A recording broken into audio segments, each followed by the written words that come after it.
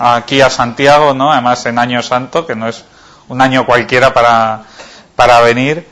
Y bueno, presentarme, Gonzalo Arévalo, de la Oficina de Proyectos Europeos del Instituto de Salud Carlos III, y también pues soy punto nacional de contacto para asuntos legales y financieros del programa Marco. Entonces voy a intentar, pues, estos temas que son un poco duros y más después de comer, ¿no? Hacerlos lo más livianos posibles y que entendamos un poco el porqué, porque nuestra función como puntos nacionales de contacto es facilitar la participación. Voy a apagar el móvil que ha pitado por aquí, entonces será que suene. Facilitar la participación de cuantos más investigadores y en mejores condiciones, mejor, ¿no? A ver, que dos cosas a la vez es difícil de hacer. Vamos a ver. Ya está, apagado en silencio. Sí, la función que tenemos como puntos nacionales de contacto es que haya un mayor número de investigadores y que estos investigadores participen en mejores condiciones para que las propuestas sean de mayor calidad. Entonces, por un lado, hay una perspectiva europea, en el sentido que cuanto mejores sean las propuestas, mejores serán los resultados, pero luego también tenemos la perspectiva nacional, que nosotros tenemos que aspirar a que nuestros investigadores tengan el mayor éxito posible en su participación en los programas europeos. ¿El por qué estoy aquí? Bueno, pues porque lógicamente no es obvio todo lo que se llama el papeleo, ¿no?, que conlleva el pedir un proyecto europeo. No es fácil, pero tampoco es tan complicado. Hay mucho mito detrás y yo creo que las oportunidades que plantea un proyecto europeo son y el potencial que dan compensan de sobra el esfuerzo, ¿vale?, de solicitarlo y el impacto que puede tener en nuestro centro, en nuestro grupo de investigación, los réditos que puede tener este proyecto, tanto por financiación como por impacto científico, contactos que vamos a hacer. El tema de los proyectos europeos no deja de ser un poco una rueda donde es difícil entrar, pero una vez que entramos es difícil salir. También está el ciclo que dicen de los investigadores, ¿no?, cuando participan en proyectos europeos. Dicen, yo empecé de socio viajante, ¿no?, y eso, me invitaron a un proyecto donde, pues sí, hacía una tareilla en un paquete de trabajo, nada. La siguiente, me gustó y hice de líder de paquete de trabajo. Entré en un tercer proyecto donde me dijeron, oye, ¿por qué no coordinas? Coordiné. Y cuando acabas esos 3 años de coordinar, dices, es que no puedo volver de socio viajante, ¿no? Porque efectivamente es un esfuerzo bastante importante, pero yo creo que con creces interesa por los rendimientos y resultados que se pueden tener. Bueno, sin más preámbulos, paso a la presentación, porque luego al final también quería hacer unos ejercicios prácticos, ¿vale?, que he preparado para que un poco veamos los diferentes puntos de manera práctica que hay en la presentación. Entonces, bueno, los contenidos de la presentación son los que tenéis ahí. Haré una muy breve presentación del Instituto de Salud Carlos III y de la Oficina de Proyectos Europeos, que es donde yo trabajo. A continuación repasaremos qué documentación debemos tener sobre la mesa si vamos a participar en un proyecto europeo y, sobre todo, si vamos a coordinar, ¿vale?, porque hay una serie de documentación que tenemos que tener impepinablemente y si no la tenemos, nuestras probabilidades de éxito disminuirán de manera muy, muy importante. Los contenidos de una propuesta, veremos cómo se estructura. Veremos que la elegibilidad, antes habéis visto con José Miguel Rubio la evaluación de los proyectos, pero hay un primer criterio de evaluación que es la elegibilidad. Es decir, si no cumplo con una serie de requisitos, mi proyecto no va a ser ni siquiera evaluado. Y veremos como algunos requisitos pueden parecer tonterías, pero como fallemos se nos ha ido todo el trabajo por la borda. Pasaremos a la parte igual un poco más farragosa, que son los aspectos legales y los aspectos financieros de la propuesta. Veremos cómo yo sugiero que puede ser una forma de calcular un presupuesto. Y por último, veremos cómo se introducen los datos financieros de una propuesta, ¿vale? Entonces, sin más, el Instituto de Salud Carlos III, bueno, pues es un organismo público de investigación que depende actualmente del Ministerio de Ciencia e Innovación y que tiene diferentes funciones. Pues José Miguel es un investigador de nuestro instituto, ¿no?, del Centro Nacional de Microbiología, y como José Miguel pues tenemos un buen número de investigadores, ¿vale? Además, el Instituto de Salud Carlos III desarrolla labores de control sanitario, y cuando hay cualquier problema de salud global importante, pues es centro de referencia, y es cuando tristemente salimos en los telediarios, ¿no?, por las gripes o por las diferentes epidemias o pandemias que puedan ocurrir. Además, somos agencia financiadora de la investigación, y supongo que algunos de vosotros pues participáis de proyectos que financian o de acciones que financian el FIS, ¿no? Supongo que sí, ¿no? Entonces, os conocéis. También, ¿perdón?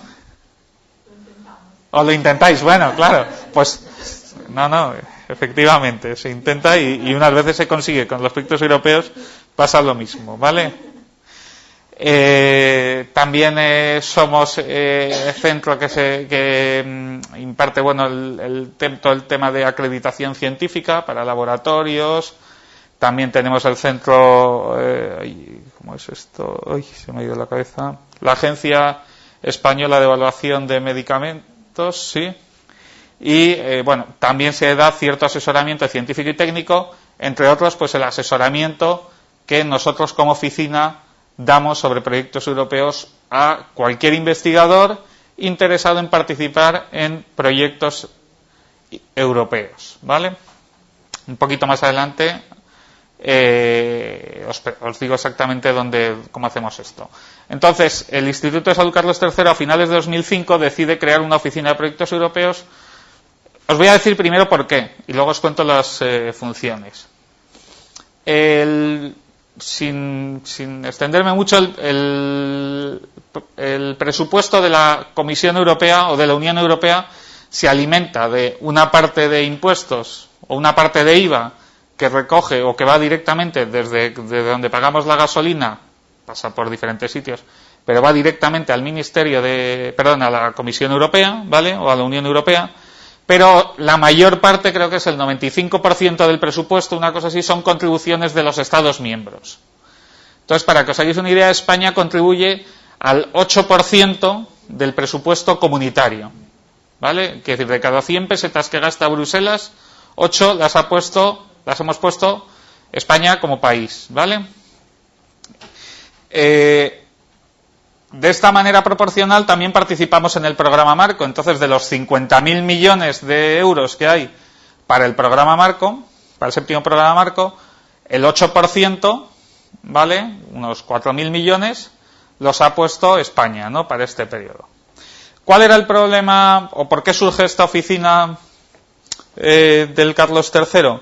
Bueno, resulta que en el programa Marco anterior, en el sexto programa Marco, los investigadores españoles en salud recuperaban en torno al 4% de la financiación comunitaria, ¿vale? ¿Qué quiere decir esto? Que había un 4% de nuestros fondos que se iba para financiar a los holandeses, a los franceses, a los alemanes, bueno, a los que siempre igual hay unos que están por encima y otros por debajo, ¿no?, por matemática pura. Bueno, entonces España en general estaba en el 6% de retornos, ¿vale?, que es como se mide, ¿no?, esto, o como se llama, son los retornos.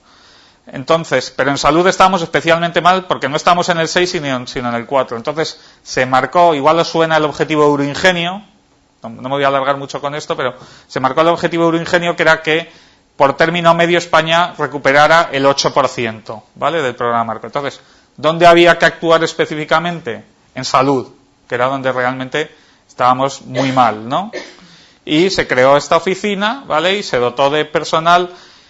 y no solo como oficina del Instituto de Salud Carlos III, o sea, no solamente somos oficina de proyectos europeos del Carlos III, sino que estamos para tratar de dar servicio a cualquier investigador que quiera trabajar en el sector salud en programa marco principalmente. Si nos llaman para otros programas, no decimos, no, es que no es programa marco, no. También tratamos de asesorar, ¿vale?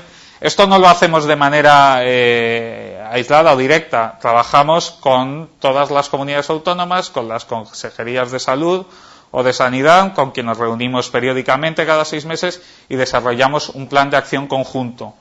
A su vez también tratamos de trabajar de la mano de estructuras que financia el Instituto de Salud Carlos III, sonarán los CIBERS, las RETICS y demás. Bueno, pues también alimentamos o tratamos de apoyar a estas estructuras a que, porque no dejan de ser brazo armado para conseguir esa financiación europea que nos falta. ¿Vale? Entonces, eso es el origen, por qué se creó esta oficina, ¿no? Los objetivos son aumentar la participación española y el porcentaje de éxito. Os puedo anticipar que estamos en torno a un 5,7-5,8, que sin llegar al 8% de retornos, bueno, estamos mejor que estábamos también. Estábamos tan mal que pues no sabemos muy bien si es muy importante la mejora o no, pero bueno, por lo menos pues un incremento importante sí que ha habido. Entonces, buscamos aumentar la participación española, es decir, que cada vez participe más gente y en mejores condiciones, ¿vale? Ya sea impulsando que haya coordinadores españoles, como ayudando a grupos de investigación a establecer contactos o vías o sitios donde poder establecer contactos para participar en proyectos que no tienen por qué ser liderados por ellos, porque yo creo que aquí siempre hay que ir un poco midiendo, no intentar decir, bueno, he estado en el curso aquí en el FEGAS y voy a ser coordinador ya, ¿no? Bueno, pues hay que ir midiendo un poco los pasos, porque si nos pegamos una bofetada muy fuerte a la primera, se nos van a quitar las ganas, entonces hay que ir un poco escalonando cómo participamos, ¿no? También realizamos funciones de difusión de información y oportunidades, ¿vale? Tenemos una web que a continuación os enseñaré para que podáis ver, y además somos oficina de proyectos europeos del ISCI, es decir, para nuestros investigadores, ¿vale? Donde desarrollamos todas las labores que acarrea un proyecto europeo hasta que se firma el contrato de subvención con la Comisión Europea, donde ya hay un servicio del Instituto que es quien lo ejecuta. Seguimos estando allí para problemas que haya, pero nosotros no entramos en la gestión diaria del proyecto. ¿Vale? Entonces, las personas que estamos en la oficina, ¿vale? Somos estas, nunca me acuerdo el número, estas 6 personas, ¿vale? Que son 2 personas con un componente científico, ahora se va a incorporar una tercera, ¿vale? Una de ellas es Almudena González, que junto con Marta Gómez Quintanilla, que ha estado aquí esta mañana, es punto nacional de contacto para salud. Nosotros tenemos un poco más de vocación, aunque somos punto nacional de contacto de salud, de hospitales y Sistema Nacional de Salud, ¿vale? Entonces tratamos de apoyar más no quiere decir que si viene alguien de la empresa farmacéutica no le apoyemos, le seguimos apoyando, pero que hacia donde intentamos dirigir nuestras actividades son a investigadores que siempre caigan más del lado sanitario, ¿vale? Tenemos a Juan Riese, que viene del mundo farmacéutico y que y que él trabaja sobre todo, pues aparte de asesoramiento científico en salud, pero en otros temas o en otras iniciativas, como puede ser la de medicamentos innovadores, las diferentes ERANETs, AELES, y el pobre es el cajón desastre porque estos puntos suspensivos nunca se acaban, ¿vale? Tenemos una persona en Bruselas, que es Marta Barrio Nuevo, que trabajó con el antiguo director general en salud, ¿vale? Allí, entonces tiene muy buenos contactos con la comisión y ella está físicamente allí a tiempo parcial, con lo cual es el enlace perfecto hacia la Comisión Europea, porque conoce en el ámbito de salud pues a los diferentes asesores, a los diferentes project officer. Tenemos una persona que es la que gestiona pues todo el tema de convocatorias, nuestra web, organización de eventos. Lucía del Río, que ahora está de baja de maternidad, pero que es quien lleva un poco toda la parte legal de las propuestas, pues ya sabéis que los proyectos tienen acuerdos de consorcio. En esos acuerdos de consorcio hay que reflejar todos los derechos de propiedad intelectual que se deriven, sin que haya un menoscabo porque no vaya a ser que participemos en un proyecto, pero estamos perdiendo todos nuestros derechos, todos nuestros conocimientos. Bueno, pues Lucía es quien se encarga de examinar esto, y yo mismo que me encargo de toda la parte financiera de las propuestas, así como, pues, como he dicho antes, punto nacional de contacto legal y financiero. Entonces, cualquiera de nosotros estamos para ayudaros, ¿vale? Siempre de la mano con vuestros puntos de contacto autonómicos y demás, ¿de acuerdo? Más información la tenéis aquí en nuestra página web. Simplemente, si os quiero señalar que puede ser interesante el que os suscribáis al boletín nuestro, porque es donde anunciamos siempre, pues, cada vez que tenemos información sobre convocatorias, infodays o jornadas informativas a las que conviene asistir, no solamente de salud, sino relacionadas con salud. Pues si hablamos de ICT y hay algo en telemedicina, pues también avisamos, siempre de una manera lo más dirigida posible al ámbito de la salud, ¿vale? Aunque hay asuntos horizontales que también anunciamos. Entonces esto lo tenéis, si no recuerdo yo mal, si estamos en la página de inicio, a ver, aquí os podéis suscribir si queréis, no cobramos, ¿vale?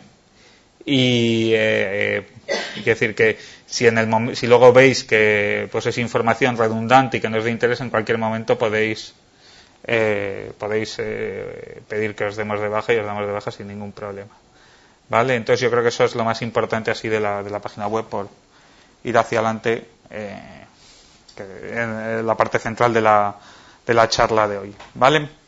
Entonces, documentación clave. Ya he presentado el instituto, ya he presentado la Oficina de Proyectos Europeos. ¿Qué es lo que tenemos que tener encima de la mesa para participar en buenas condiciones en una propuesta? El primer documento es el programa de trabajo, ¿vale? A día de hoy, en salud, este documento lo tenéis ya, o lo habéis circulado, supongo, ¿no? El Orientation Paper. Si no, os lo mandamos y se puede circular. Bueno, es un draft. Antes era un borrador de programa de trabajo que se supone que es confidencial, pero es confidencial, pero lo tiene todo el mundo, ¿vale? Bueno, el Orientation Paper es público, pero el draft, el borrador del programa de trabajo, en teoría no lo tiene todo el mundo, es confidencial, pero lo tiene todo el mundo. Y la razón de esta confidencialidad está aquí abajo, no lo vais a ver casi desde allí, pero es que esto es un documento de trabajo y que puede tener cualquier modificación hasta el día de su publicación, ¿vale? Entonces la Comisión Europea, si tú al final alegas que algo que estaba aquí no está en la final, te dice, ya, es que usted está trabajando con un documento que es de carácter confidencial. Pero no tenéis que tener miedo ni a pedirlo ni a circularlo, ¿vale? Luego a veces nos llevamos broncas por circularlo, ¿vale? Pero nos dice algún oficial de la comisión, ¿pero por qué lo circuláis? Y otros te dicen, pues claro que lo tienes que circular. Nosotros preferimos llevarnos broncas siempre por circularlo, no por retenerlo. Entonces, este documento hay que tenerlo si vamos a pedir un proyecto, sobre todo si vamos a ser coordinadores, cuanto antes mejor, porque aquí es donde van a estar marcadas las líneas de financiación para el año, en este caso, bueno, la convocatoria que sale ahora, que es bajo presupuesto de 2011, ¿vale? Y es lo que tenemos que tener como referencia, y aquí localizar nuestro topic, ¿vale? Entonces esto es un documento que es fundamental, ¿vale? Hay diferentes versiones de programa de trabajo a lo largo del año, y conforme se va acercando la convocatoria, ¿vale?, más definitivo es y menos cambios suele haber, ¿vale? Si estáis en disposición de liderar una propuesta, ¿vale?, y porque ya tenéis un pequeño consorcio constituido, desde el instituto, junto con el CEDETI, podemos tratar de que un topic lo más parecido a lo vuestro, digo que, ojo, mido mucho mis palabras, podemos tratar de, no digo que se consiga, de que salga un topic lo más cercano a vuestra línea. siempre y cuando haya pues eso, una disposición de liderar y un consorcio lo suficientemente maduro como para ello, y que la idea esté lo suficientemente madura. Hay un análisis detrás. Entonces, el CDTI regularmente, pues yo creo que fue hace un mes, envía a su lista de información una encuesta donde recaba estos intereses, ¿vale? Se hace un estudio y se selecciona y se filtra, porque no podemos ir a España con pensar que esto lo hacen todos los países. Entonces, 27 países por 40 topics no tiene sentido. Entonces, pues igual proponemos 5 o 6, de los cuales igual salen 2 o 3, y de los cuales igual al final conseguimos que un proyecto se financie. Entonces, si tenéis un consorcio lo suficientemente maduro en algún momento y veis que en el programa de trabajo o borrador del programa de trabajo que haya en ese momento no está, pensar que hacia esta época del año siempre intentamos recoger estos intereses para que los topics o las líneas que nos interesen que salgan sean publicadas. No garantizamos ni que salgan ni que nos lo den. Y ojo, este es el principal lobby, porque hay mucho mito en relación al lobby de Bruselas. Nosotros a Marta en Bruselas no la tenemos para que una vez que se han presentado los proyectos sean bien evaluados. Ha estado José Miguel antes y sabe que y os ha contado que la evaluación es puramente científica y no hay nada que hacer. Marta está allí para tratar de conseguir información de primera mano precisamente para la fase anterior a esto, ¿vale? Al programa de trabajo, para tratar de conseguir por diferentes vías, una es esta de propuestas, otra es estar en diferentes foros científicos, captar información de manera que vosotros o nuestros investigadores puedan estar en la mejor posición cuando se abren las líneas de financiación. Bueno, entonces, programa de trabajo o borrador, si no lo tenemos, no hay nada que hacer. ¿Vale? Aquí tenéis un ejemplo, ¿vale? De un topic en concreto para el 2011 y leyendo esto, pues nos tenemos que hacer una idea de de lo que quiere la Comisión Europea, ¿vale? Que se financie, ¿no? Y qué serie de palabras clave hay detrás. Pues, por ejemplo, vemos que Funding Scheme, o el esquema de financiación, va a ser un proyecto colaborativo de pequeña y mediana escala, ¿vale? Y en algún sitio por aquí me parece que era de los proyectos que se evalúan a una sola fase. Bueno, pues esto me da pie para cuál es mi segundo documento de referencia, la guía del solicitante. ¿Y qué guía del solicitante? Bueno, como todavía la convocatoria no está abierta, aquí he tenido que ponerse el pantallazo de la de 2010, pero sería la de 2011, proyectos colaborativos de una sola etapa. ¿Vale? Este es el segundo documento de referencia porque aquí voy a tener las claves de cómo completar mi propuesta. Son documentos, el programa de trabajo serán 60 páginas, la guía del solicitante unas 40 y tantas o 50, pero bueno, tiene mucha paja. Realmente luego podemos extraer lo que nos interesa fácilmente. Lo mismo, si vamos a pedir un proyecto porque este tópico anterior nos interesa, pues aunque yo no tenga todavía la guía del solicitante, voy a cogerme la del año pasado, que será parecida, ojo. Luego tengo que trabajar con la del año, en el momento que publique la convocatoria. Pero, mientras voy a ir tratando de ganar tiempo al tiempo, porque luego los 3 meses que tenemos de plazo hacen así. Y cuando nos queremos dar cuenta, estamos en la semana anterior y nos faltan un montón de cosas, ¿vale?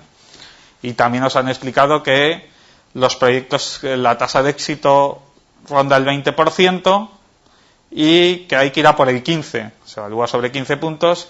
Muchos proyectos con 13 y con 13,5 se están quedando fuera en algunas áreas, ¿vale? Entonces es importante tener todo esto presente porque a veces el medio punto está en algo que no vimos en la guía del solicitante, ¿vale?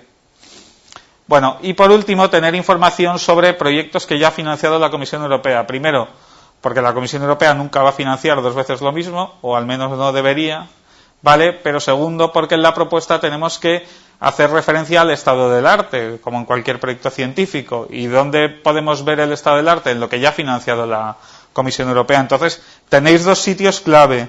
Uno es Cordis, donde el problema que tenemos es, bueno, este sería el sitio exacto, pero si no en Cordis es buscar proyectos, donde el problema que tenemos es que en Cordis solamente tenemos lo que está firmado ya. Lo que está en negociación, o incluso que se haya firmado hace relativamente poco tiempo, no está demasiado actualizado. Pero sí nos puede dar cierta idea. Entonces, Si a mí, por ejemplo, me interesa ver en el área de salud, en el área 122 que se financió en el 2007, qué es lo que se ha financiado, le doy aquí y debería funcionar, pues los 6 proyectos que se financiaron en este topic, vale, concreto en el año 2007. Y si yo entro en esta información de proyecto, pues puedo ver quién lo coordinaba y qué instituciones participaban, ¿vale? Entonces, y tener vínculo normalmente a la página web, porque todos los proyectos tienen que tener una página web, ¿vale? Donde nos podemos hacer una idea de por dónde van las cosas, y esto en la parte de la propuesta sobre el estado del arte es bastante interesante, ¿de acuerdo? Y luego, el otro sitio que os hacía referencia es Life Competence, ¿vale? Que es un sitio donde la información que está contenida es la del sexto, de manera gratuita, la del sexto programa marco en Ciencias de la Vida, y se tiene que empezar a contener la del séptimo programa marco, pero creo que va a ser mediante alguna forma de pago. Creo que igual a nivel grupo de investigación no puede ser interesante, pero igual a nivel centro cierta suscripción a esta información puede ser más que relevante. Porque aquí sí tenemos información de personas, de instituciones y de proyectos, ¿vale? Es una base de datos brutal, ¿vale? Entonces, y además podemos buscar, pues, en vez de por el topic, por áreas. Quiero decir que es una fuente bastante interesante.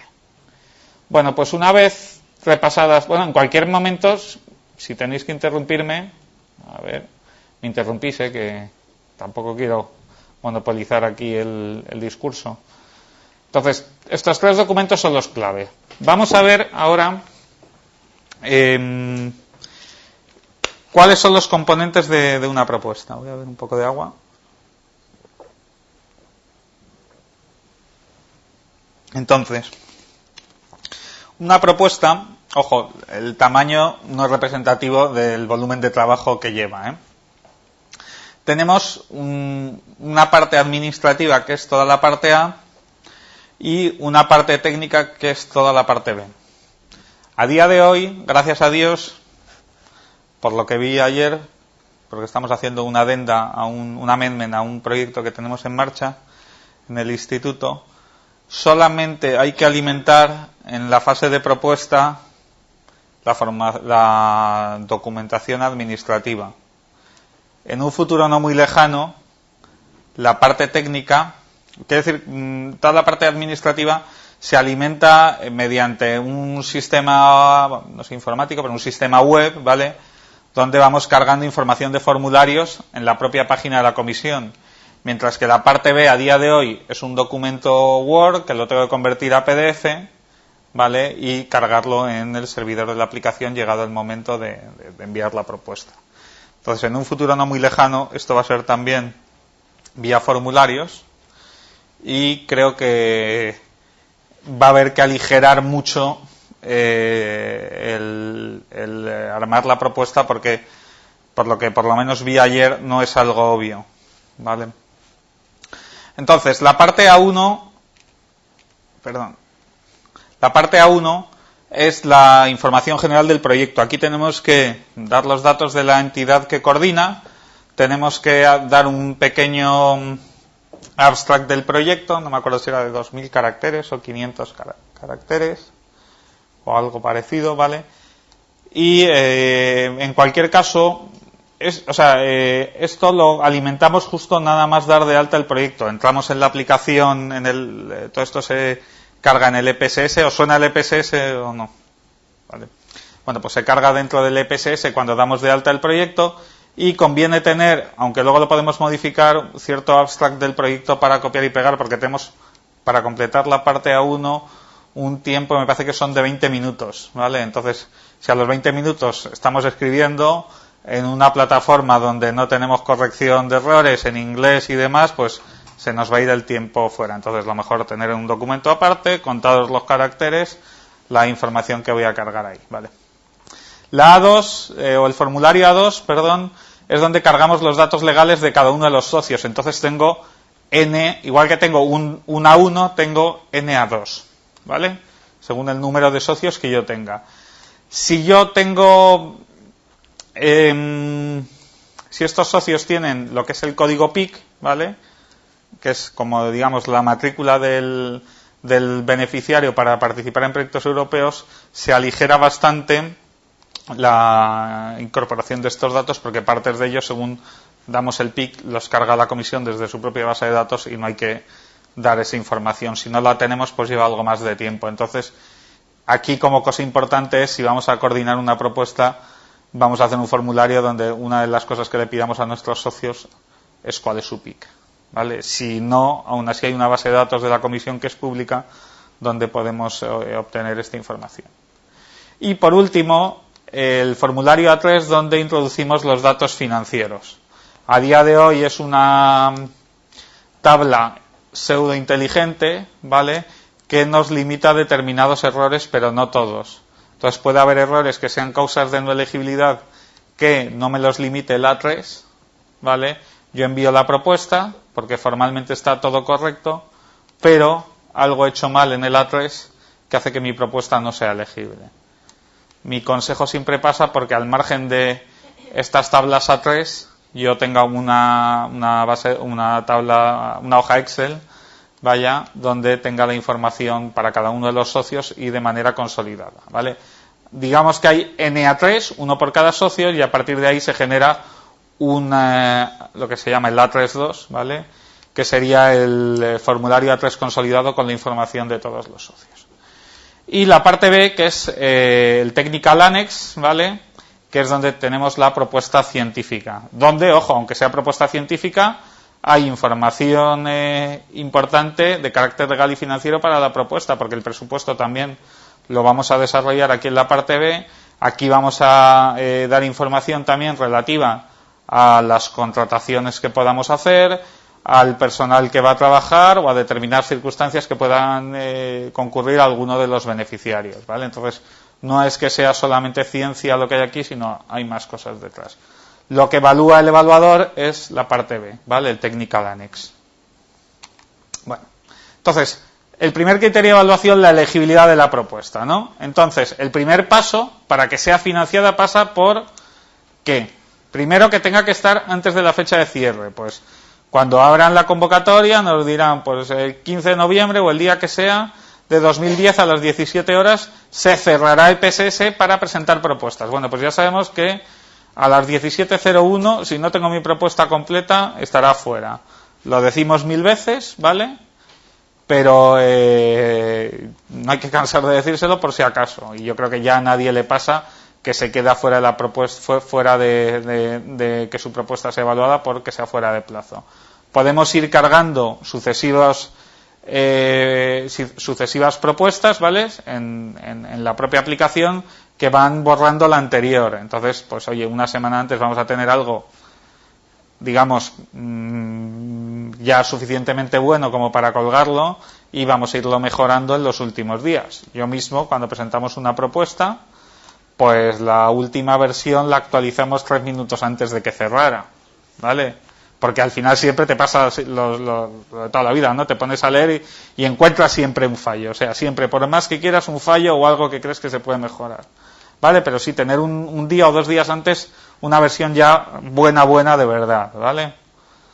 La composición del partenariado. Tengo que mirar en el programa de trabajo qué me exige ese topic en concreto, qué me exige el programa de trabajo, y si el topic en cuestión tiene alguna clave específica sobre cómo tiene que estar compuesto el consorcio, ¿vale? Entonces, importante mirarlo. Tiene que estar completo, por supuesto, y la parte A tiene validaciones, pero la parte B no. Entonces, en la parte A tengo determinadas validaciones que me dice, ojo, usted no puede enviar la propuesta porque no está completa, pero en la parte B, si en vez de enviar la propuesta envío una foto de mi hijo, mi propuesta no es elegible, ¿vale? Porque mi hijo no es elegible para ser financiado, desafortunadamente, ¿no? Bueno, la adecuación de la propuesta al topic, pues también, no busquemos, esto supongo que lo habrá comentado Marta por la mañana, pero no busquemos ver cómo le damos la vuelta al topic para que nos financie lo que nosotros hacemos, ¿vale? No, al revés. Hay que ver si lo que quiere financiar la Comisión Europea está en la línea de lo nuestro, ¿vale? Por supuesto, no sobrepasar límites de financiación. Los importes se ponen en euros, no en kiloeuros, no en millones de euros, ¿vale? Porque eso puede hacer que mi propuesta no sea elegible, ¿vale? Entonces esto es importante.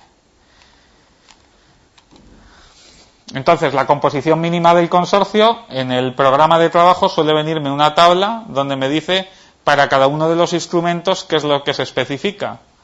Pero, además, tenemos que tener en cuenta que mi topic en cuestión, por eso no solamente tengo que leer la parte genérica del programa de trabajo, sino el topic en cuestión puede establecer algunas condiciones adicionales. Estas son tonterías, pero son tonterías que hay que tener presente, porque si tenemos un proyecto fenomenal, pero se nos ha olvidado que es un proyecto SICA y que como tal tenemos que tener a países de los International Cooperation Participant Countries. Esto es un mundo de cantidad de abreviaturas y demás, ¿no? Y de acrónimos. Entonces, si se nos ha olvidado que tenemos que meter a un socio ICPC o a dos socios ICPCs, mi propuesta es muy buena, pero no va a ser evaluada. O si tengo que meter una pyme o lo que fuera, ¿vale? Entonces, importante leernos bien el programa de trabajo. Esto es lo que he dicho ya, ¿vale?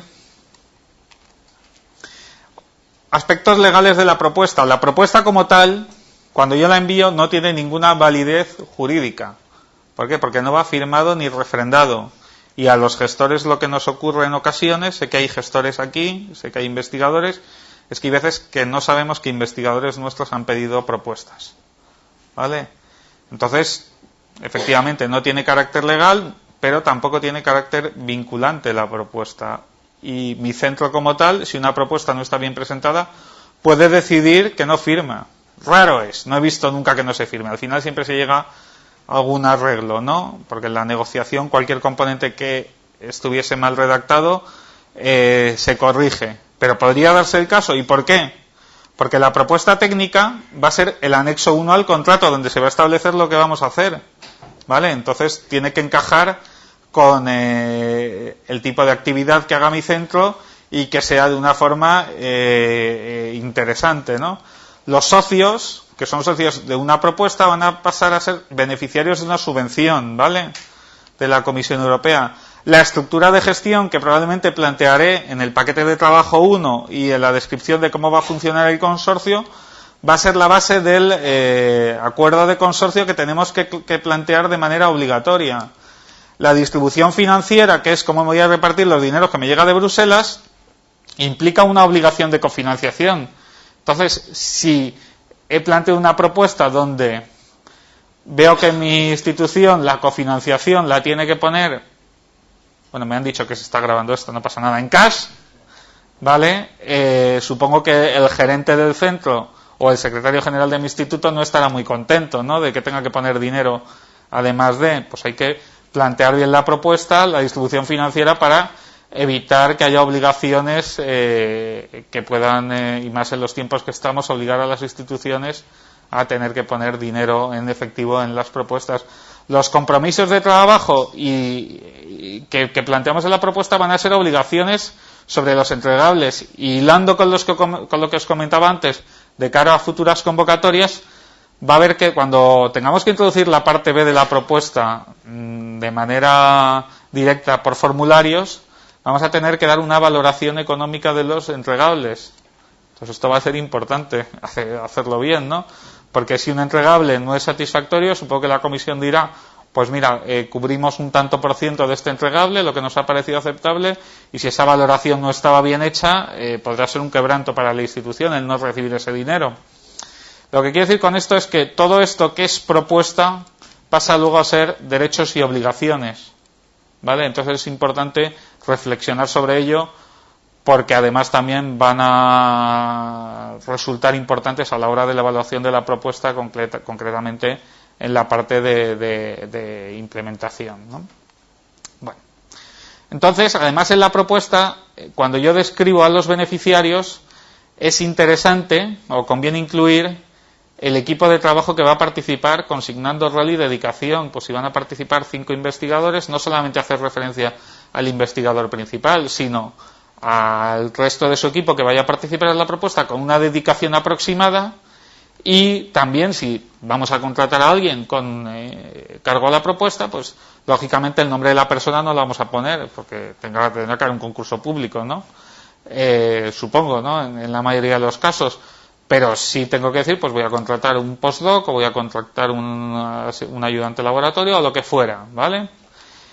Si vamos a subcontratar, es decir, si vamos a encargar a alguna empresa que desarrolle alguna de las labores del proyecto, tenemos que indicarlo en la propuesta también, ¿vale? Y esto ocurre mucho, que no se pone en la propuesta y vamos a subcontratar, lo comentamos a la Comisión Europea y dice, pues hay que hacer una addendal, una modificación de contrato, hay que hacer un amendment y tenemos que parar el proyecto durante un tiempo, no parar el proyecto, pero sí parar ciertas actividades del proyecto para que esa subcontratación sea elegible, ¿vale? Y luego esto sí es muy relevante para los que estáis en hospitales, que si el socio coordinador dispone de una fundación que gestione administrativa y financieramente la propuesta, tengo que indicarlo siempre, ¿vale? Entonces, y aquí me da igual que seáis coordinadores que seáis beneficiarios. Si tenéis una fundación en vuestro hospital que gestiona los proyectos, tenéis que indicar que vuestro hospital o que el Sergas, el centro del Sergas correspondiente, dispone de la fundación tal que gestiona administrativamente y financieramente los proyectos, porque esto será muy relevante. Y si no lo hacéis aquí, habrá que comentárselo al officer en el periodo de negociación, porque si no va a ocurrir que cuando nos den el proyecto el dinero va a ir al Sergas y recuperemos lo del Sergas para ejecutar el proyecto. Supongo que será harto y difícil, ¿no? Entonces, desde un principio hay que hacer esta indicación. Yo creo que es oportuno, aunque lo tengo más adelante, hablar ahora de este tema de las terceras partes, porque es muy relevante. La mayoría sois de hospital, ¿no? Quiero decir, la mayoría sois... ¿Cómo? Y esto pues es una de las actividades primeras que hice yo en la oficina.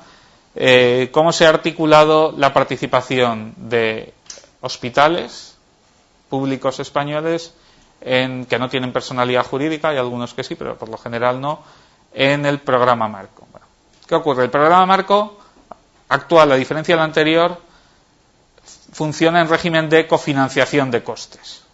Es decir, yo evalúo un proyecto en base a lo que cuesta hacerlo y la Comisión Europea me da tanto de ese coste. Hasta ahora, en el sexto programa Marco, íbamos con costes adicionales. ¿Qué hacía el investigador? Escribía, con perdón, la carta a los Reyes Magos, decía, quiero un postdoc, quiero 5.000 para viajes, quiero no sé cuántos, y lo pedía, y me lo daban. Eso se pedía por la fundación y sin ningún problema, porque me daban lo que yo necesitaba de más para desarrollar el proyecto, igual que un FIS, ¿vale?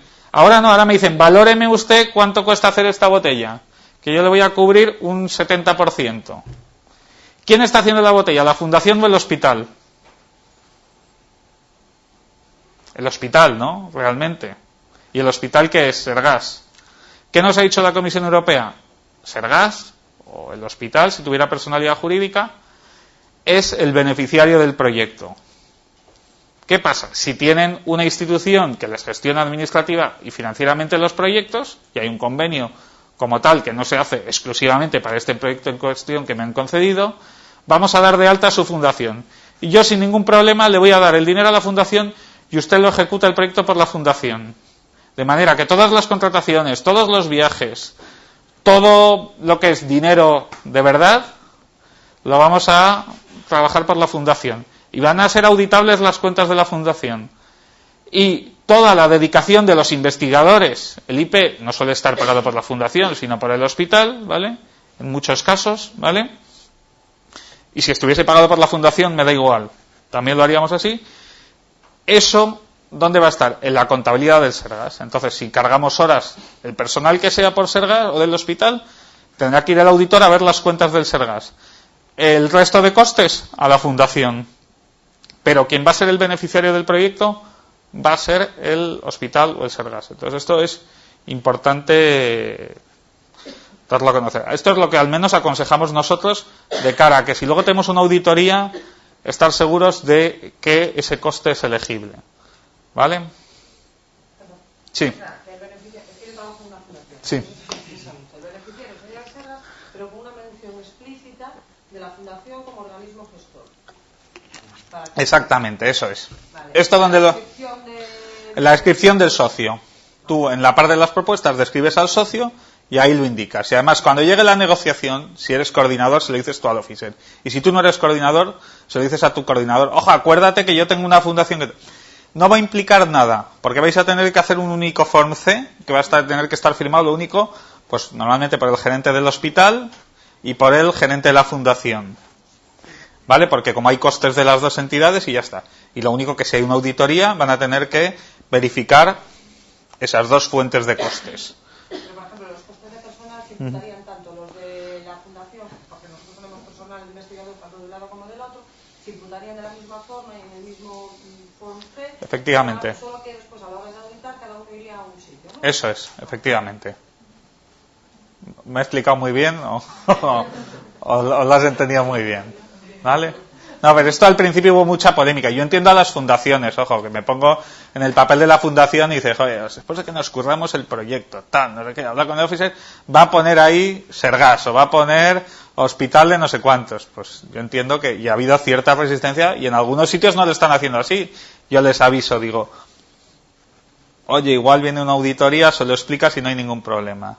Pero las instrucciones que tenemos por escrito en la Comisión Europea, yo las tengo a disposición de cualquiera de vosotros, son claras donde nos han dicho esto. Luego viene un auditor, se lo explica, hasta no sé qué, igual no hay ningún problema. Pero de esta forma estamos seguros, tenemos red, de que si nos caemos, caemos en red. ¿Vale? Bueno, esto ya lo he comentado, es que es muy muy relevante para este ámbito. También hay otras posibilidades de terceras partes que serían si participan cibers o no participan cibers o otros organismos que no como la fundación, que lo que hace es gestionar administrativamente el proyecto, sino que desarrolla labores del proyecto de manera concreta. Entonces es otro tipo de terceras partes, pero aquí yo creo que por no aburriros, y igual es muy focalizado, si tenéis el caso me preguntáis a mí sin ningún problema, ¿vale? Por no aburrir al resto, más que nada, porque es un tema, dentro de que esto ya es farragoso, eso es todavía más. Bueno, lo que os he comentado antes del código PIC, ¿vale? Que se lo tenemos que pedir a nuestros beneficiarios y podemos incluso buscar el nuestro, ¿vale? En la presentación de PowerPoint tenéis el vínculo, exacto aquí, ¿eh? O sea, quiere decir que pincháis y en teoría debería salir. Entonces hay una base de datos donde podemos localizar los PIC codes de los diferentes beneficiarios. Porque hay veces que nos dicen... el de la Universidad de Múnich, es que mi institución no tiene PIC. Digo, ¿cómo no va a tener PIC si estáis participando en no sé cuántos proyectos? Busca y está, ¿vale? Y facilita mucho lo que es el completar la parte B, la parte A2 de la propuesta. El LEAR es el Legal Entity Appointed Representative. No tiene, esto también a veces ha causado polémica, sobre todo al principio, porque suena muy importante esto de ser LEAR, pero no es tan importante. Es en quién delega el representante legal de la institución para aportar información genérica sobre la institución, no información sobre los proyectos del día a día, no los certificados de costes, no. Decir si hay algún cambio del representante legal, algún cambio en las modalidades bajo las que se imputan los costes indirectos y mantener actualizado, pues ya que es un cambio de dirección, es poco importante. ¿Qué es lo bueno de ser LEAR o de tener el LEAR de nuestra institución? Que tenemos acceso a todos los proyectos a día de hoy que estos son financiados. Y en un futuro próximo, ya cada vez que lo digo más bajo, porque en principio era un futuro próximo en el 2007, estamos en 2010 y todavía no se ve, podremos acceder a todos los proyectos en los que participa mi institución. Si yo soy el LEAR del PIC número tal que sea, podré ver todo lo que piden mis investigadores, con lo cual podré ver realmente los que pasan y los que no pasan, cosa que será bastante relevante, ¿vale? Ahora, ¿cuándo? Yo ya eso lo digo bajito. El portal del participante, con esto será bueno si os familiarizáis, porque a día de hoy no es relevante en la fase de preparación de propuesta, sí lo es en la fase de negociación y, como os he dicho antes, en un futuro próximo también la fase de propuesta irá por aquí. Entonces sí os invito a que entréis, y es importante, si tenéis investigadores que participan o si participáis, dentro del formulario A2 hay un campo que es el investigador asociado a ese beneficiario y la persona responsable de temas legales y financieros para el proyecto. Entonces se dan los nombres de la persona y el correo electrónico. Bueno, esto funciona mediante un sistema de atribuciones vía correo electrónico, vía dirección de correo electrónico, donde cuando yo cargo esos datos de esa persona, cuando el proyecto llega, si me lo conceden y llega a la fase de negociación, esas personas van a ser los que van a poder acceder a imputar la información de su centro, ¿vale? Entonces, es decir, que será un sitio donde tendríamos que entrar si bien somos IPs, bien si somos gestores del proyecto en cuestión. Entonces, y va todo con cuenta de correo electrónico. Entonces, todo esto es importante, que si yo voy a participar en una propuesta como IP, voy a darle al investigador mi correo electrónico del trabajo, no el de Yahoo, no el no sé cuántos, porque, bueno, lo puedo dar, pero luego me tengo que acordar que cuando quiera entrar a la información, el correo que di fue el de Yahoo, porque si no dirijo esto de la comisión, no funciona, vaya porquería de sistema, y es que no estoy dando la información correcta. Son detalles que a priori pueden parecer tontos, pero cuando llevas una hora pegándote con el ECAS y que no entras y no sé qué, no sé cuántos, dices, joder, no caigo si es que era el otro correo que di, ¿vale? Entonces es importante eso. Aspectos financieros. Hay una serie de conceptos básicos, que es lo que vamos a ver aquí, que son que el proyecto está basado en cofinanciación, lo que es un proyecto, un work package, una tarea, la elegibilidad de los costes, lo que son los costes directos y los indirectos, y un pequeño repaso de cada uno de ellos. Entonces, esto es lo que he comentado. Estamos en 7º programa marco. Me da igual, incluso en el programa Ideas, donde la cofinanciación es del 100%, ¿vale? Pero la Comisión Europea cofinancia unas tasas determinadas los costes elegibles asociados al proyecto, ¿vale? Entonces, la tasa de cofinanciación va a depender de la actividad que desarrollemos, y esa actividad va a estar determinada por el paquete de trabajo. Un proyecto, ya sabéis, se compone de 5, de 7, de 10 paquetes de trabajo. Cada paquete de trabajo va a tener una naturaleza concreta, de gestión, de I+D, de coordinación, de formación, de lo que fuera. ¿Vale? Entonces, cada uno de esas naturalezas tiene una tasa de cofinanciación diferente, ¿vale? Que las tengo a continuación. El proyecto siempre va a ser más caro, y ojo, en coste, porque esto si nos oye nuestro gerente dirá, entonces ¿para qué me meto si va a ser más caro de lo que voy a recibir de Bruselas en coste? ¿Pero por qué? Porque en este coste voy a cargar las horas de dedicación de mis investigadores. Y esto es, o sea, al final, aunque el dinero que nos den sea exclusivamente para lo que necesitamos, el hacernos una idea de lo que cuesta un proyecto está muy bien, porque nos damos idea de lo que estamos moviendo. Antes, con costes adicionales, pues he contratado un postdoc, he hecho no sé cuántos mil en viajes, pero no soy consciente del esfuerzo que estoy realizando yo y mi institución en dedicar recursos al proyecto europeo. De esta forma sí lo tenemos claro, ¿vale? Si hacemos un uso adecuado de los recursos propios, ¿vale? Es que lo tengo que poner así un poco camuflado porque esto queda por escrito, ¿no? Pero esto en definitiva serían de las horas de personal propio, ¿vale?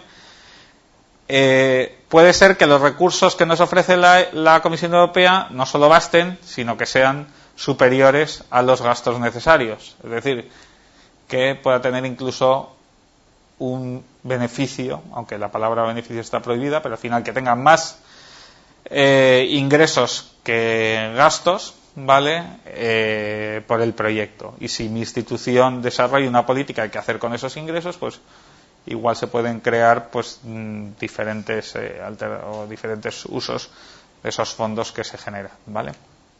Entonces, la tasa de cofinanciación, lo que os decía, si son proyectos de I+D, RTD, perdón, si el Work Package es de RTD, se financia al 75%, salvo, esto es copiado tal cual de lo que nos dicen las normas de participación, pero la traducción es que si no somos gran empresa nos van a financiar al 75%. Si somos gran empresa, al 50%. Las actividades de demostración al 50% y el resto al 100%. Según en mi proyecto responda a un esquema de financiación u otro, podré imputar diferentes actividades. Entonces, por ejemplo, si estoy en una acción de coordinación, no tengo actividades de I+D. No tengo actividades de demostración. Son básicamente actividades de coordinación y actividades de gestión. Me las financian al 100%. ¿vale? Entonces, bueno, esto es en relación a las tasas de cofinanciación. Entonces, un proyecto cualquiera sería pues una cosa tal que así, como esta elipse, donde tendría diferentes paquetes de trabajo. Work Package 1, 2, 3. Normalmente el Work Package 1 suele ser el de gestión. Pues este ya sé que me lo van a financiar al 100% y suelo poner diferentes tareas. Todas estas tareas, como están dentro del paquete de trabajo 1, se financian conforme a management. El paquete de trabajo 2, pues suponemos que es un paquete de trabajo que es de I+D. Pues lo mismo con diferentes tareas y este me lo van a financiar al 75. Este que es de demo al 50 y el K pues como order al 100, ¿vale? Entonces es importante tener claro que todo lo que tengamos en ese paquete de trabajo tiene que responder más o menos a esa naturaleza y que como tal me lo va a cofinanciar la Comisión Europea, ¿vale? Importante, el proyecto va a tener unas cosas que llamamos costes elegibles y otra cosa que llamamos costes no elegibles. Y los costes no elegibles son impepinables. Ayer, pues con una persona en el instituto me decía, pero es que hay costes no elegibles que la comisión no me los paga ya. Pues es parte del juego. Vamos a alimentarnos de horas de trabajo, de dedicación del personal propio para soslayar ese problema que tenemos con los costes no elegibles. Entonces, ¿cuáles son las condiciones de elegibilidad? Primero, reflejar costes reales. Y cuando decimos reales, es reales. Y aquí hay un 1 que está porque existe una posibilidad de que en vez de utilizar costes reales se utilicen costes medios de personal. Pero es una posibilidad que a día de hoy es complejo conseguir la certificación, no me voy a alargar con ello. Entonces, si yo cargo horas de personal, mis costes serán reales. Ojo, en la fase de propuesta yo no sé cuánto me va a costar. Tendré que utilizar una aproximación. Entonces, una cosa es mi proyecto, mi presupuesto en la fase de propuesta y otra cosa es la realidad.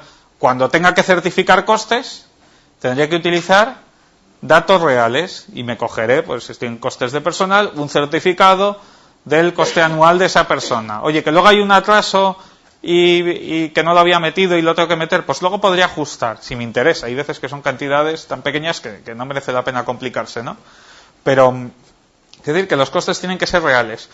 Únicamente con el propósito de alcanzar los objetivos del proyecto, de forma económica y fiable. Es decir, que dirigidos al proyecto, no puede estar relacionado con otra cosa que no sea el proyecto. Tienen que ser incurridos por el beneficiario o por una de sus terceras partes, lo completo yo aquí ahora que no estoy puesto, durante el curso del proyecto. Ningún coste anterior a la fecha de inicio del proyecto es elegible, ninguno, ¿vale?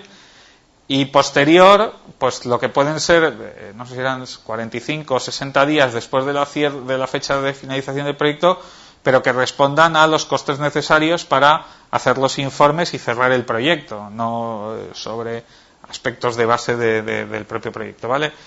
Calculado con arreglo a los principios habituales de contabilidad y gestión del beneficiario, es decir, todo lo que sea norma y que no esté en contradicción, por supuesto, con la normativa comunitaria, norma habitual de mi institución es lo que yo tengo que aplicar en el caso del proyecto. No me vale decir, bueno, como este viaje me lo paga el proyecto, pues bueno, en business. Como me sobra dinero, así lo gasto, ¿no? No. Si en tu institución tú vuelas con billetes de turista, cuando llegue el proyecto, solamente cargues proyectos de turista, ¿vale? O sea, solamente cargues billetes de turista. Y por supuesto estar registrado en la contabilidad del beneficiario o de las terceras partes si las hubiera. Costes no elegibles, no aburro con esto porque es lo más importante, es el impuesto indirecto, el IVA, que no es elegible. Ya seamos consumidor final, me da igual, que no es elegible. A día de hoy no lo es. No sé si para el octavo programa marco cambiará, pero de momento no es elegible, aunque seamos una fundación y no tengamos posibilidad de recuperar ese IVA. Es esa parte que tenemos que decir, oye, pues este es el peaje que tenemos que participar tenemos por participar en este tipo de programas. Bueno, los costes directos son aquellos costes que son identificables e imputables a un proyecto, ya sea de manera parcial o de manera total. Y esto puede ser un poco complicado a veces de entender, pero es aquel coste que claramente lo tengo porque estoy en el proyecto. Pues si yo pasado mañana tengo que ir a una reunión, yo que sé, a Roma, porque es una reunión del proyecto, es un coste directo, clarísimo, ¿vale? Coste indirecto es aquel que tiene la institución, esté o no participando en el proyecto, que no podamos atribuir directamente al proyecto, ¿vale? Dentro de los costes directos, aunque no hay categorías establecidas, sí tenemos que distinguir entre coste de personal, costes de subcontratación y otros costes directos, ¿vale? Que serían los costes de viaje, equipamiento y otros, ¿vale? Entonces, al final yo siempre aconsejo que, aunque la Comisión Europea me pide discriminar coste de personal, coste de subcontratación y el resto, si lo tenemos separado por categorías siempre será más fácil, ¿vale? Ojo, una cosa es el presupuesto que planteamos y otra cosa es la realidad. Si no hay una alteración de lo que está establecido en la propuesta, no va a haber ningún problema, ¿vale? Claro, si cambiamos por completo lo que está en la propuesta, pues sí puede haber problemas y entonces lo que deberíamos es hacer una modificación de contrato, un amendment para evitarnos problemas, ¿vale? Entonces, costes de personal. Bueno, pues normalmente lo identificamos en términos de el person month, ¿vale? Famoso, que son identificables e imputables a alguno de los paquetes del trabajo del proyecto. Esto es más para los gestores que para los investigadores, pero bueno, también para el investigador, si va a hacer su presupuesto, que sepa que una cosa es lo que nosotros pagamos a la persona, otra cosa es lo que cobra y otra cosa es lo que cuesta. Entonces lo que tenemos que cargar en la propuesta es lo que cuesta. Es decir, su salario neto más sus impuestos más la seguridad social que paga la empresa. Entonces, esto es importante tenerlo claro, porque hay veces que vamos a decir, joder, si yo había previsto lo que tiene que cobrar, ya, pero es que dice el gerente, es que además hay que pagar su seguridad social, ¿vale? Entonces es importante. La Comisión Europea no distingue, lo tengo aquí abajo, entre si el personal es estatutario o no. Le da igual. Le da igual que esté contratado por la fundación o por el beneficiario, ¿vale? No distingue para nada de ello, ¿vale? Lo que sí tenemos es que tener backup en las contabilidades de ambos tipos de coste, ¿vale? Entonces, el personal propio pues va a ser lo que yo voy a poner, ¿para qué? Para cubrir la contrapartida que tiene que poner mi instituto, ¿vale? Como hay una parte que cofinancia mi instituto, ¿cómo la voy o mi instituto o mi centro o mi hospital, ¿vale? ¿De dónde lo voy a sacar? De las horas de dedicación de estos investigadores, ¿vale? Luego, cuando veamos cómo yo suelo armar los presupuestos, creo que esto quedará más claro, ¿vale? Vamos, yo o en general las prácticas que se utilizan en general en universidades y OPIs, ¿vale? Ojo, esto hay que disciplinarse porque cuando tenga una auditoría me van a pedir no solamente las nóminas o el certificado de coste laboral de estas personas, sino me van a pedir también una justificación de que han dedicado esas horas, ¿no? Entonces estas son las famosas timesheets que os sonarán. Entonces, bueno, yo sé que es un tema difícil y complicado, pero hay que perseguirlo y cada vez más, ¿vale? Porque cada vez es más. No sé si con la simplificación del próximo programa marco hay gente que dice que desaparecerán, yo creo que no. Yo estuve contratado un año con esos y todos los días había que rellenar qué hacías y cuántas horas. Pues, o sea, entiendo que es tremendo. A ver, entiendo que es tremendo, pero y que supone una pérdida de tiempo, pero es la forma más clara, si tengo una auditoría, demostrar que he estado aquí, ¿vale? No hace falta no hay por qué ir al detalle del día. Podemos rellenar las hojas de firmas a nivel semanal y decir, esta semana he dedicado tantas horas al proyecto. Incluso si yo soy una persona contratada específicamente para un proyecto en concreto full time, ¿vale? Tampoco tendría por qué rellenar timesheets porque a mí mi contrato está dirigido directamente para el proyecto. Pero al final, si el IP va a tener que rellenar timesheets, ¿por qué no las va a rellenar el resto de su equipo? Yo entiendo que es una buena práctica. Y es más, no tal y como se concebían antes, donde yo si estaba en 4 proyectos tenía 4 timesheets diferentes, sino en forma de una única timesheet, ¿vale?, donde yo tenga los diferentes proyectos, ¿vale? Entonces solamente será una hoja y al final, si yo tengo un cuaderno de laboratorio o algo parecido a lo que he hecho día a día, puedo ver las horas que he cargado al proyecto. Esto que es tan complicado en las OPIs, en las universidades, en los hospitales, en las empresas lo tienen clarísimo. O sea, yo estuve con una persona de Telefónica I+D hablando de temas de estos legales, dice, si es que no sé por qué tanto revuelo en que la gente firme lo que hace, si es que yo tengo que saber lo que hace mi gente, pues entonces esa es la razón de base para tenerlo, y desde mi punto de vista es algo a lo que hay que ir tendiendo a tenerlo claro en las instituciones, ¿vale? Y es, si viene una auditoría, me la van a pedir, o sea que es que lo tenemos que tener. Entonces, esto es lo que os he comentado, que desde hace un par de años la Comisión Europea está aconsejando no una hoja por proyecto, sino una hoja por investigador, donde no solamente reflejemos las horas que el investigador dedica a proyectos europeos, sino el resto de horas, ¿vale? Esto es más complicado todavía, más difícil, pero al final si lo tenemos hoy en una única hoja, pues mejor. Más tenemos que ser conscientes, bueno, primero hay que tener cuidado cuando rellenemos hojas de firmas, porque me lo pueden cruzar con un viaje y decir, anda, o sea que tú este día has trabajado 8 horas, o has trabajado una más que 4, pero estabas de viaje, o estabas de vacaciones, porque por otro lado han sacado el registro de vacaciones, o no sé qué, pues que hay que ser consistentes a la hora de completarlo. La realidad es que muchas veces los timesheets se generan el día antes de que venga la auditoría. Entonces es más fácil que no sean robustas esas timesheets, ¿vale? Entonces, perdón, aquí tenéis, bueno, no se ve muy bien, es el ejemplo que viene en la guía financiera, ¿vale? Que es otro documento de referencia que conviene tener si vamos a participar en la propuesta. Entonces, vemos que como actividades de I+D, pues este investigador ha trabajado el día 1 tantas horas, el día 2 tantas horas, en actividades de demostración, en actividades de gestión, en otras actividades, y luego, esto está sobre todo pensando en universidades, ¿vale? Pero que podría ser en vez de teaching en asistencia, ¿no?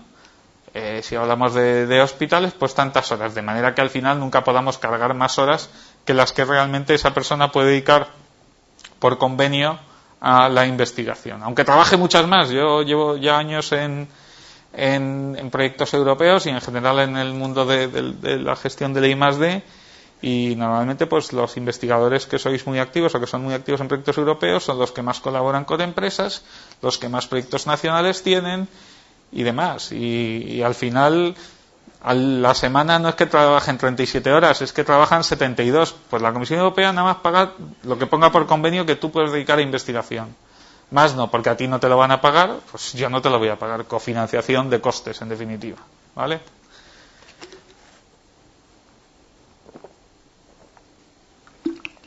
Perdón, a ver cómo vamos de hora. Vale. Entonces, costes de viaje. Bueno, pues esto no me voy a enrollar mucho con ello, porque lo más importante es que siempre tiene que ser viajes que tengan sentido dentro de la fase propuesta, que la institución tiene que participar su normativa habitual para el reembolso de viajes, o sea, no por el hecho de estar en un proyecto europeo ir de manera diferente, que guardemos documentación acreditativa de ese viaje, aunque hay cosas que son absurdas, pero todavía a mí en mi institución me siguen pidiendo la tarjeta de embarque, aunque me la pueda imprimir y no ir, me la siguen pidiendo. Pues yo la guardo, como no me cuesta nada, ¿vale? Pues la tengo que tener. Ojo, esto estaba aquí, sí, desde el año pasado, son los Work Programs del año pasado, la Comisión Europea permite, y siempre si queremos, que utilicemos un flat rate, ¿vale? Para viajes y dietas, que está compuesto por o sea, el billete, pagan lo que cueste el billete, ¿vale? Es un coste actual, un coste efectivo, perdón, pero lo que es el alojamiento y resto de gastos me dan un tanto por cada pernoctación que yo haga. Entonces, si yo vengo a Santiago, pues en España, según publica la Comisión Europea, para sus funcionarios, yo que sé, son 130 euros, pues a mí me dan 130 euros y no tengo que justificar ni factura de hotel, ni taxis, ni nada. Si me cuesta más, mala suerte. Si me cuesta menos, oye, mira, eso que tengo yo, pues como compensación a mi viaje, ¿vale? Esto es interesante, ¿por qué? Porque el IVA no es un coste elegible. Entonces yo cuando duermo en un hotel, ese IVA, la parte de IVA del hotel o la parte de IVA del taxi, si es identificable, en teoría no se lo podría cargar a la Comisión Europea. Pues igual a mí como centro me interesa decir, mira, como la Comisión Europea me lo permite, voy a permitir que la gente que vaya con proyectos europeos, ojo, que sean a programas de trabajo posteriores a 2010, esos proyectos, puedan viajar de esta manera y me quito toda esta complejidad y esos costes elegibles. A veces es tan complicado cambiar el sistema que las instituciones optan, mira, me da igual tener esta posibilidad, yo sigo como estaba hasta ahora. Pues sigues como estabas hasta ahora y no hay ningún problema. ¿Vale? Pero que sepamos que esta posibilidad la tenemos y, oye, pues me ayuda a no tener un coste no elegible, ¿vale? Equipamiento, bueno, pues esto es importante saber que la Comisión Europea el equipamiento, si lo paga, es un coste elegible, pero el equipamiento, al fin y al cabo, hay que amortizarlo, ¿vale? Si yo compro un determinado equipo, ojo, un equipo científico, un PC no se considera equipamiento, un laptop, o sea, un portátil tampoco debería considerarse como equipamiento, ¿vale? Para eso están, se suponen, los costes indirectos que recibe la institución, pero un equipamiento un poco más complejo sí puede ser elegible. ¿Qué ocurre? Que si mi proyecto dura 3 años y por definición mi institución ese equipamiento lo amortiza en 5, si yo consigo, que ya será difícil, comprar el equipo el primer día que arranca el proyecto, como mucho voy a poder amortizar o cargar al proyecto 3/5 partes del proyecto. Es decir, voy a perder 2/5 partes más todo el IVA. Voy a perderlo, voy a tener que poner por otro lado. A cambio, si yo tengo ya un equipo comprado en mi grupo de investigación o en mi centro, que no esté financiado con otros fondos europeos, ¿entiendes? ¿Se sobreentiende? ¿Vale? Y se está amortizando, yo si demuestro que es necesario para el proyecto y demuestro su uso, puedo cargar su amortización. ¿Vale? Entonces el equipamiento es financiable, pero presenta limitaciones. Amortización e IVA. ¿Vale? Los gastos de mantenimiento de estos equipamientos, ya los estemos amortizando o no, también sería un coste elegible, sin ningún problema. ¿Vale? Subcontratación, importante. A la Comisión Europea no le gusta o no quiere que los proyectos tengan subcontratación por lo general. ¿Vale? Entonces, ¿por qué? Porque la subcontratación se paga a precio de mercado, con lo cual alguien se está lucrando de esa financiación europea y la Comisión Europea prefiere que tengamos un socio que desarrolle esa tarea. No obstante, hay veces que no tiene sentido en un proyecto, yo que sé, si vamos a traducir algo o lo que fuera, que tengamos como socio a un traductor. Bueno, pues se subcontrata y ya está. Importante, o la página web o cualquier otra cosa importante. Tenemos que reflejar en la propuesta, no solamente en el formulario A3 cuando completamos la información financiera del proyecto, sino en la propuesta, en la parte B, hay un apartado que son Resources to be committed, ¿vale? Cómo vamos a distribuir el presupuesto, donde indicaremos esa subcontratación que se va a hacer. Y si esa subcontratación no está, y la tenemos que hacer, tendríamos que hacer una modificación del contrato. Aquí también es el punto oportuno para, si tenemos que hacer certificados de auditoría, que veremos más adelante, cuando tenemos que hacer certificados de auditoría, indicarlo, ¿vale? Y dar un presupuesto también aproximado. Ojo, que digamos que vamos a hacer una subcontratación no quiere decir que digamos a quién vamos a subcontratar, porque además estamos en instituciones públicas donde tenemos unos procedimientos de contratación. Entonces, esto es importante. A veces, por el querer que nuestra propuesta esté lo más cerrada posible, ponemos ya quién es el adjudicatario de una potencial contratación que vamos a hacer, ¿no? Cuando estaríamos prevaricando de alguna manera, ¿vale? Ojo, esto todavía hay veces que llega, no podemos subcontratar a uno de los socios por labores del proyecto, lógicamente. Que un socio va a hacer una de las actividades, que lo cargue como coste, pero no que lo subcontrate, ¿vale? Y luego, aunque subcontratemos, yo como beneficiario soy responsable, como beneficiario que tiene esa subcontratación, soy responsable de que esa actividad se desarrolle conforme a lo previsto, ¿vale? Y no genera costes indirectos la subcontratación. Cuando yo formo mi presupuesto, la subcontratación no sirve para calcular el porcentaje de costes indirectos. Costes indirectos, yo aquí, bueno, sois gestores, la mayoría, no me voy a alargar con las modalidades que hay. La realidad es que si no tenemos una contabilidad analítica suficiente para identificar costes, para atribuir costes indirectos por proyectos, es que utilicemos un flat rate, y lo normal es que se utilice el Special Transition Flat Rate, que es del 60, no el 60%, sino el 60% de los costes directos menos la subcontratación. En cualquier caso, yo aquí siempre os diría que en vuestra entidad preguntéis qué metodología se sigue, porque es única. ¿vale? No puede ser que en un proyecto estemos a flat rate del 20, en otro a costes indirectos reales del 70 y demás. Aquí irás vuestros gestores, ¿vale? Y que vuestros gestores os digan cuál es la modalidad, ¿vale? No quiero aburriros con ello. Si tenéis alguna duda, siempre podéis, aquí a continuación o posteriormente por correo, preguntarme, ¿vale? Sobre las ventajas de uno u otro método si estáis en la tesitura de... Porque no es obvio que el 60% sea lo mejor. Depende de la institución que política tenga, ¿vale? Para distribuir esos costes indirectos.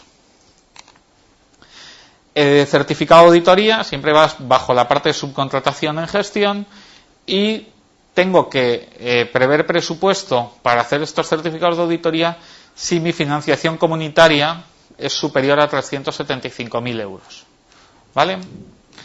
Entonces, si yo recibo menos subvención de 375, en teoría no tengo por qué, mis cuentas no tienen por qué ser auditadas. Yo hago mis certificaciones de coste en los periodos en cuestión y acaba el proyecto, pasan 5 años y puedo romper los papeles que ya no estoy sujeto a ninguna auditoría. Bueno, podría ser. Ahora, están luego los controles ex post de la Comisión Europea que puede venir en cualquier momento a auditarme el proyecto. Desde que arranca hasta 5 años que acaba el proyecto, ¿vale? Y vienen, a nosotros nos han venido hace poco a un proyecto. En teoría hay un proceso de muestreo. En la práctica es que cuanto más proyectos, aunque bueno, también es lo más probable, pero cuanto más proyectos tengas y si el proyecto presenta algún tipo de problemas, más fácil sea que te venga un auditor de la comisión o bien subcontratado. Si os vienen auditores, es que me estoy adelantando, bueno, da igual, si os vienen auditores de la Comisión Europea, ojo que a veces no son de la Comisión, son subcontratados y no saben demasiado. Entonces pueden liar alguna que para qué. Quiero decir esto por experiencia propia.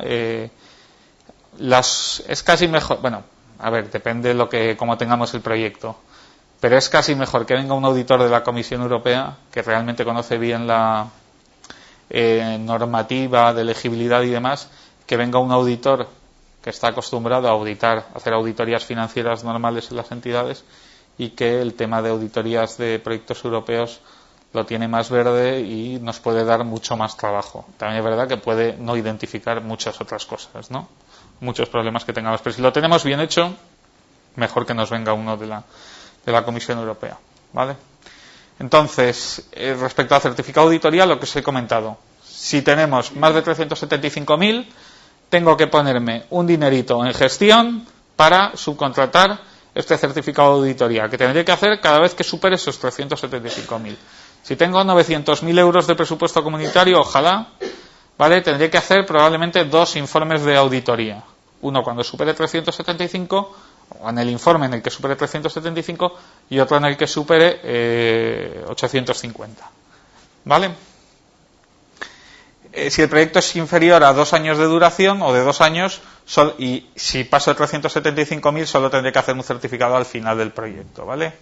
Y eso, no confundir esta auditoría que yo le pago a una empresa para que venga a hacerme esa auditoría con una auditoría que me venga de la Comisión Europea. ¿Vale? La guía financiera, documento de referencia importante. La última actualización es de hace ahora 1 año y unos meses y creo que en breve saldrá una diferente. La tenéis aquí y este es otro de los documentos de referencia, ¿vale? Ya para la parte financiera o la parte un poco más dura de la propuesta, ¿vale? Y viene con ejemplos. Desde mi punto de vista es un documento bastante útil. No es lo más interesante, lo más entretenido de lectura nocturna, ¿no? Pero conviene manejarlo, ¿vale? Ojo, como cualquier otra guía tiene un disclaimer, entonces aunque lo haga la Comisión Europea y todo lo que queramos, siempre tenemos que todo lo que esté ahí puede no ser correcto del todo. Entonces eso siempre lo tenemos que tener presente. Desgraciadamente es parte del juego en el que participamos, ¿vale? Que no está nada claro, pero también por eso hay gente como yo o como los gestores que tenemos que trabajar, vivir de algo, ¿no? Entonces de este caos pues también nos alimentamos algunos, ¿vale? Otras consideraciones financieras. Esto sobre todo más destinado a gestores. Si me viene un control ex post, una auditoría ex post de la Comisión Europea y detecta un error se supone siempre a favor del beneficiario, es decir, en contra de la Comisión Europea. Y ese error puede ser identificado como que es un error sistemático, ¿vale? Pueden revisarme otros proyectos que yo tenga vivos, del 7º o del 6º programa marco, y ver si ese error se produce. Y si efectivamente se verifica que ese error es sistemático, la Comisión Europea puede pedirme que devuelva dinero por extrapolación. Yo estoy aquí para animar, al principio, la participación. No con esto quiero desanimar, pero lo tenemos que tener presente. Entonces, a ver, yo desde mi punto de vista, esto no estoy de acuerdo, y esto yo cuando tenemos reuniones en Bruselas, los NCP legal y financieros, siempre lo digo, ¿no me pide usted que mis costes tienen que ser reales? Pues si usted me identifica algo que yo he declarado de mal, identifícamelo real. Pero claro, quiero decir que eso es lo que yo digo, el caso que me hacen es poco, ¿no? Pero realmente yo estoy convencido que al final, en una Corte de Justicia, alegando cuáles son los principios de elegibilidad, se tendría ganado. Nunca se va a llegar a ese extremo, ¿no? Pero se están haciendo, y en algunos centros importantes, en el CNRS en Francia y en Austria también, están pidiendo auténticas millonadas a las grandes instituciones que están con proyectos europeos, ¿vale? Entonces esto pues lo tenemos que tener presente, ¿vale? Lo mejor es tratar, si nos identifican algo como sistemático, tratar de alegar que no es sistemático, intentar defendernos por ahí. Si llegáis a ese punto, pues nos tenéis a nosotros para ver cómo tratar de defender los intereses lo mejor posible. En las terceras partes, como ya lo he dicho antes, no entro en ello, ¿vale? Solamente que tenemos esa posibilidad. Ingresos del proyecto, ¿vale? Esto, una cosa es los ingresos que yo piense que voy a tener en la fase propuesta y luego lo que hay en la realidad. Puede ocurrir que yo en la fase propuesta piense que va a haber unos ingresos y luego no los haya, y viceversa. Entonces yo tengo que declarar esos ingresos. ¿Qué se entiende por ingresos del proyecto? Aquellos que están establecidos y registrados en los sistemas contables de la institución. Entonces, si yo, con cargo a un proyecto europeo, organizo una conferencia y cobro honorarios por asistencia a esa conferencia, esos ingresos los tengo que declarar. ¿Vale? Ojo, lo que sea explotación de IPR no se considera ingreso. ¿Vale? Y luego el ingreso tiene que ser siempre dentro del periodo del proyecto. Lo que sean ya ingresos a posterior, por supuesto que no es computable, ¿vale? Pero es importante. Dentro de los ingresos hay una partida que es, si sois coordinadores, estáis obligados a depositar el anticipo de la Comisión Europea en una cuenta que genere intereses, ¿vale? Entonces, en teoría, esos intereses hay que declararlos como ingreso.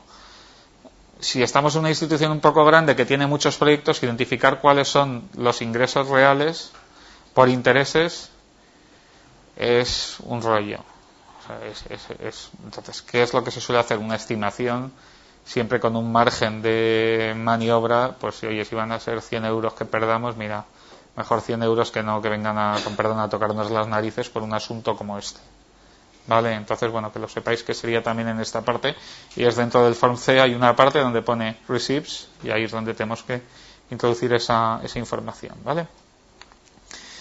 Ya estamos acabando, ¿vale? La parte teórica. ¿Cómo elaboro yo, cómo aconsejo la elaboración de un presupuesto? Entonces, lo primero que hay que hacer es, si soy investigador, sentarme con el gestor, y si soy gestor, sentarme con el investigador y tratar de ver cuáles son los gastos necesarios para desarrollar el proyecto. Aquí, como hacíamos en el 6º programa marco, como hacemos en el FIS. La carta a los Reyes Magos. ¿Qué necesito yo para desarrollar el proyecto? ¿Vale? En segundo lugar, tengo que ver cuáles son los costes del proyecto, que es lo que yo necesito, más mi dedicación. ¿Vale? Mi dedicación más o menos, luego veremos cómo lo ajustamos en el caso práctico, ¿vale? Por último, en tercer lugar, tengo que ver qué costes de estos del proyecto son elegibles y qué costes no. ¿Vale? Y una vez que tengo identificados mis costes elegibles, meto la tasa de cofinanciación, es decir, lo que me va a dar Bruselas, y tengo que ver si la financiación de mis costes elegibles es superior a los gastos necesarios del proyecto. En definitiva, hacer un análisis de viabilidad, ¿vale? De la propuesta. Entonces, esto sería armar el presupuesto, gastos. Esto es el dinero líquido. Yo tenía un jefe que decía el dinero de verdad y el dinero del pale. Pues el dinero de verdad que yo necesito tener en mi bolsillo para desarrollar el proyecto, los gastos. Añado los costes totales, es decir, el dinero del PALE, mis horas de dedicación más o menos, tal, no sé qué, los costes indirectos que mi institución tiene en cualquier caso, plan, y lo meto aquí. Veo qué parte es elegible, porque hay una parte de esos costes, pero aquí ¿qué tendríamos? El IVA, aquí vale, el pulso tengo el IVA, la amortización fuera de periodo, tasas, tipos de cambio, cosas que se pierden, ¿vale? Coste elegible me queda reducido a este rectángulo. Entonces, ahora lo que tengo que hacer es aplicar mi tasa de cofinanciación. Veo que Bruselas me financia esta porción, ¿vale? ¿Y qué es lo que hago? Comparo la financiación contra los gastos. Mi gerente estará contento siempre y cuando este área sea superior a este área. Si no, tendré problemas, ¿vale? Entonces, es muy fácil así sobre el papel y con áreas y demás. Luego sentarse con el boli y el Excel es más complicado, ¿vale? Es una forma de tener cierta idea de por dónde o qué filosofía tenemos que tener para armar una propuesta. Bueno, pues ya acabamos, ¿vale? Por cómo tengo que imputar el plan financiero en la propuesta, ¿vale? Esto es muy, muy breve esta parte. Entonces, una vez que tengo identificado y desarrollado el presupuesto del proyecto, y aquí lo que os aconsejo es tener siempre un Excel, ¿vale? Hay plantillas, si no me llamáis a mí, yo os mando alguna de las plantillas que yo utilice, ¿vale? Donde yo pueda consolidar la información de todos los socios y a partir de ahí identificar un formulario A31 para cada socio y el formulario A32 agregado con toda la información de todos, ¿vale? Para tener esta información, yo a mi socio, aparte de quedar de acuerdo con él en cuántos persons month o cuántas dedicación de persona a mes va a tener en el proyecto, le tengo que pedir información de cuál es el valor de su person month. Lo habitual es que en un proyecto participen dentro de un grupo de investigación diferentes investigadores, pues ¿qué es lo que hago? Una media ponderada. Digo, mira, este socio va a tener, yo que sé, 25 person month, de los cuales 10 los va a hacer el IP, 8 el contratado, 6 tal y así, y hago una media ponderada, y para la fase de propuesta es suficiente. Cuando llegue la ejecución del proyecto podrá haber variaciones. Con una limitación, nunca la Comisión Europea me va a dar más de lo que he pedido, ¿vale? O de lo que me han cofinanciado, y siempre tendré que declarar costes reales, ¿vale? Entonces esa información es importante pedírsela también o si yo soy beneficiario y me lo pide el coordinador, darle lo más próximo a la realidad, ¿vale? Entonces, la información financiera va en el A3, pero en la parte B, en el apartado 2.4, está la parte de Resources to be committed, donde, a ver, José Miguel, tú eres evaluador y hay socios que directamente cogen y cargan directamente la tabla A3.1. Y además indican la subcontratación, pero hay otros socios que desglosan más en detalle, no solamente en person month, sino con importes y con mayor grado de detalle la información financiera. Entonces, siempre y cuando no confundamos demasiado, porque yo igual como financiero lo puedo entender bien, pero le llega al científico y con perdón pues ve demasiadas tablas y demasiados números, se valora positivamente, ¿no? Siempre y cuando no sembremos el caos con tablas, ¿no? Y números, ¿vale? Bueno, pues en la parte B también tenemos que dar el mayor grado de información posible, ¿vale? Esto es lo de las subcontrataciones que ya hemos esta es la parte de Resources to be committed, esto es lo que ya os he comentado, ¿no? Y ahí acabamos lo que es la exposición oral. No sé si tenéis alguna pregunta. Tenéis el vínculo a nuestra dirección de correo. La mía, personal del instituto, es garevalgo, ¿vale? Que no lo he puesto en la diapositiva, pero sin ningún problema podéis escribirme allí, ¿vale? Y también, bueno, a través de Cordis en el buzón del NCP podéis enviarnos cuestiones. También como NCP tenemos la posibilidad lo tenéis vosotros como participantes del programa Marco, pero si lo vehiculizáis a través de nosotros y es algo urgente, la respuesta suele ser menor.